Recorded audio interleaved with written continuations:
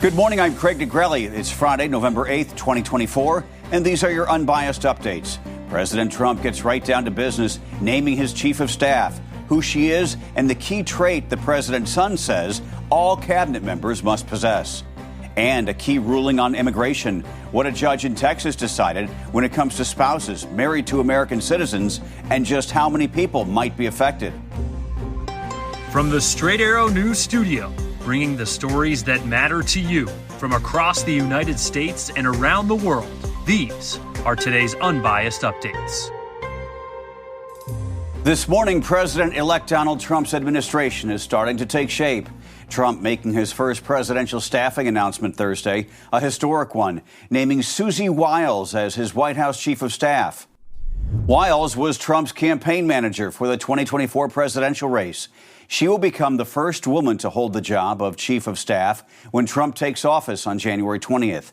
It is a position considered to be the second most powerful job in Washington, behind the presidency. Wiles, the daughter of the late NFL broadcaster Pat Summerall, also ran Trump's campaign in the state of Florida during the 2016 and 2020 elections. Her political career dates back to Ronald Reagan's years, where she worked as a campaign scheduler for his 1980 presidential bid. In a statement, Trump said, quote, "Susie Wiles just helped me achieve one of the greatest political victories in American history and was an integral part of both my 2016 and 2020 successful campaigns. Susie is tough, smart, innovative, and is universally admired and respected. Susie will continue to work tirelessly to make America great again." In the coming days, the president-elect is set to begin reviewing other names to build out his team, including filling cabinet positions. Trump's son, Don Jr., telling Fox News the key factor each candidate must have is delivering on his father's message and not someone who, quote, thinks they know better. As the battle for the House of Representatives continues with more than 20 races yet to be called, Republicans widened their majority in the U.S. Senate on Thursday.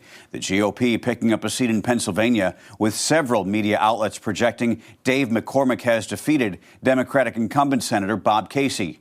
Republicans now hold 53 seats in the chamber, with 2 races, one in Nevada and one in Arizona, still to be called. As for the House, Democrats need to win 19 of the remaining uncalled races to take a majority, which is 218. California's Democratic Governor Gavin Newsom has called a special legislative session to protect the state's liberal policies ahead of a second Trump presidency. Newsom and Attorney General Rob Bonta announced on Thursday they're preparing to, quote, protect California values against the incoming administration.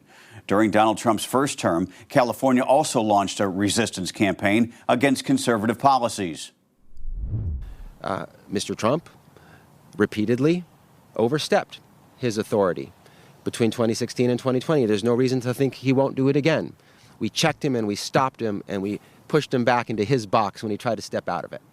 We know to take Trump at his word when he says he'll roll back environmental protections, go after our immigrant and LGBTQ plus communities, attack our civil rights, and restrict access to essential reproductive care.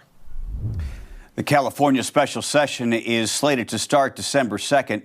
Newsom is also calling on the state legislature to give the Attorney General's office more funding when it meets in December to battle federal challenges. A federal judge has struck down the Biden administration's parole-in-place policy, which gave legal status to certain undocumented immigrants who are married to American citizens. In his ruling on Thursday, U.S. District Judge J. Campbell Barker, who was appointed by President-elect Trump during his first term, said Congress has not given the executive branch the authority to implement such a policy. Campbell Barker had previously put an administrative hold on the regulation as he considered the lawsuit, which was brought by Texas and 15 other states. The policy, which the Biden administration called Keeping Families Together, would have applied to spouses who have been living in the country for 10 years, as well as stepchildren. It could have affected between 750,000 and 800,000 people. Authorities in Argentina have now arrested 3 people in connection with the death of former One Direction singer Liam Payne. In a press release, Argentina's National Criminal and Correctional Prosecutor's Office said authorities had arrested an employee at the hotel where Payne fell to his death last month, an alleged drug dealer, and a person who, quote, accompanied the artist daily during his stay in the city of Buenos Aires. Officials say at least 4 supplies of narcotics were, quote, conclusively proven to have been addressed to Payne during his stay at the Casa Sur Hotel between October 13th and the 16th. Payne fell from a third-floor balcony of the hotel on October 16th.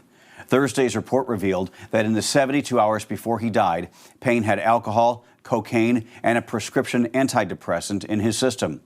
The hotel employee and alleged dealer are both charged with providing narcotics, while the third person is charged with providing narcotics and abandonment of a person, followed by death. Finally this morning, an iconic voice that defined a generation in technology has died. I recorded the phrases that you've come to know, such as the... Hey, Ellen, look what we got. We've got emails. You've got mail. So I went on to record, welcome, you've got mail. Files done, goodbye. And what started off as a test has continued to this day. Elwood Edwards, known as AOL's You've Got Mail guy, died this week at the age of 74 after suffering from, quote, a long illness. His former employer, news station WKYC in Cleveland, Ohio, making the announcement on Thursday. Edwards used to work there as a graphics and camera operator, among other roles. According to the station, he passed away one day before his 75th birthday. From all of us who came to know his voice throughout the years, we send out a final heartfelt goodbye to Elwood Edwards. These are your unbiased updates for this Friday. We'll see you back here on Monday. For all of us here at Straight Arrow News, have a fabulous Friday and a great weekend. I'm Craig DeGrelli. I'll see you on Monday.